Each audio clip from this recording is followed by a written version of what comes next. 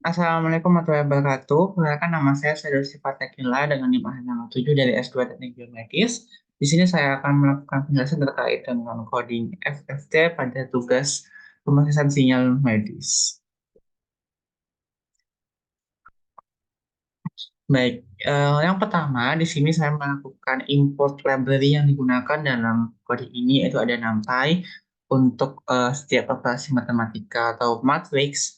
Lalu di sini ada matplotlib PyPlot di sini yang digunakan sebagai untuk memplotting nanti setiap grafik-grafik atau gambar yang dibutuhkan dalam coding ini. Selanjutnya tentunya karena FFT ini merubah sinyal dari domain apapun itu menjadi frekuensi, salah satunya dari domain waktu menjadi frekuensi. Di sini saya akan menggunakan domain waktu menjadi frekuensi sehingga membutuhkan satu sinyal input atau sinyal raw atau sinyal awal sebelum saya ubah menjadi domain frekuensi menggunakan FFT. Dalam membentuk sinyal input ini memanfaatkan teori butterfly atau kupu-kupu di mana syaratnya adalah jumlah n-nya adalah dua pangkat sesuatu. Di sini saya menggunakan 5 sehingga nanti akan lebih terlihat. Lalu ada dx ini adalah delta x, lalu x ini ada nanti untuk inisiasi awal pada sinyalnya. Di sini lalu pada line 7 dan 8 di sini ada dan line 9 ada variabel S1, S2 dan Fn. Di mana S1, S2 ini nanti akan menjadi variabel dari sinyal masing-masing sinyal. Lalu Fn ini adalah gabungan dari S1 dan S2 atau disebut juga superposisi dari dua sinyal tersebut. Di sini saya menggunakan NP-zeros dengan jumlah n. Maksudnya ini adalah saya ingin membentuk suatu matriks atau suatu array matriks berjumlah n sesuai dengan jumlah n-nya dengan isi 0. Jadi nilainya masih 0, makanya namanya zeros. Gitu. Selanjutnya pada layar 11 adalah looping. Looping ini digunakan untuk membentuk sinyal. Jadi karena sinyal itu terdiri dari beberapa titik data, sehingga saya looping dari nilai n sampai n besar atau sejumlah dengan data yang saya inginkan, yaitu dua pangkat S ini. Lalu looping pertama ini adalah satu N sama dengan, jadi amplitudenya 1 dengan menggunakan fungsi gelombang sinus dengan frekuensi 2. Lalu yang kedua adalah dengan amplitude 2 dengan kosinus dan frekuensi 7. Lalu kedua sinyal tersebut akan disuperposisikan dengan tambahkan saja menjadi dan disimpan dalam variabel Fn. Ini adalah X plus sama dengan DS, berarti nanti setiap loopingnya nilai X yang tadinya 0 akan ditambahkan dengan nilai data X ya. Di sini saya menggunakan 0,1 sehingga nanti akan membentuk satu sinyal. Setiap X0, 1, 2, 3 dan juga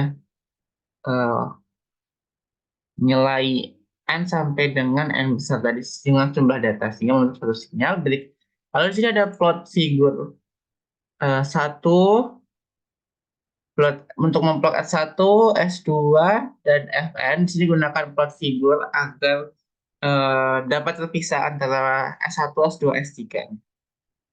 Berikut adalah hasil plotnya. Ini adalah untuk sinyal S1, sinyal S2, dan ini adalah superposisi atau sinyal yang Fn tadi yang antara gabungan antara S1 dan juga S2. Nah, nantinya yang akan dilakukan FFT yaitu adalah sinyal Fn ini untuk mengetahui komponen-komponen apa yang ada dalam superposisi ini.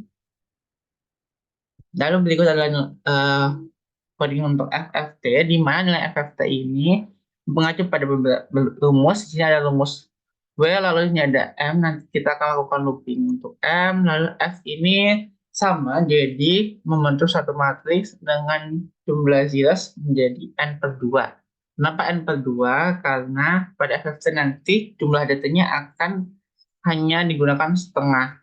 Karena nanti akan terjadi pencerminan, seakan-akan terjadi pencerminan di sinyal hasil FFT. Oleh itu, sebab itu maka diambil setengahnya saja. Begitu juga pada 4K ini. Mereka ini hanya akan digunakan dari n per 2, setengah dari n per 2, sehingga nanti menjadi n per 4. Lalu ini adalah looping A. Dalam looping, ada looping pertama ini, kita menginisiasi nilai F2K sesuai rumusnya F2K dan F2K per 1. F2K nanti adalah sinyal untuk genap, lalu nanti F2K per 1 ini sinyal untuk sinyal ganjilnya. Berikut adalah looping pada rumus Gn dan Hn yang merupakan rumus komponen dari rumus FFT, di mana Gn sama dengan Fn dengan matriks N ditambah dengan Fn plus N per 2. Di sini lalu untuk rumus N-nya sendiri sebagai berikut menggunakan komponen W pangkat N sesuai ini nilai W-nya.